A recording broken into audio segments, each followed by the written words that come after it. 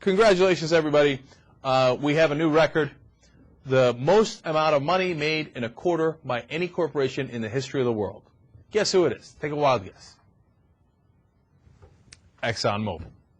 They did it again. They broke their own record. They used to hold this record, and they had it last quarter, but now they've broken it. $14.83 billion.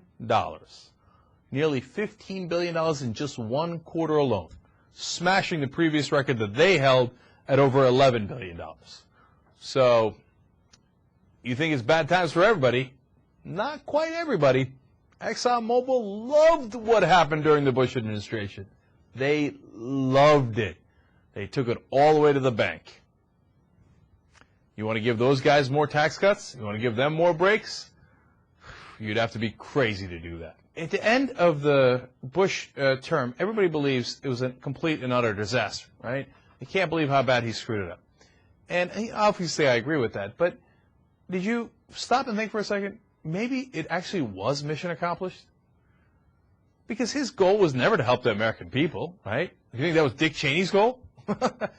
No, there were two oil guys who came in the White House, and as they're leaving, ExxonMobil posts record profit after record profit, and all the oil companies and all the oil-producing countries, including Saudi Arabia, who earlier in George Bush's life had helped him tremendously by bailing out a couple of failed companies that he'd run into the ground. They all win. We all lost. But maybe George Bush and Dick Cheney did exactly what they were planning to do. And at the end, they wind up leaving office thinking, they thought we failed. Isn't that funny? Go look at ExxonMobil and Halliburton and KGB. KGB? No. KBR. But maybe KGB, too. They wound up, Putin and the rest wound up profiting, too. I don't know if that was an accident or by design. But the guys that they were in favor of, they won, and we lost.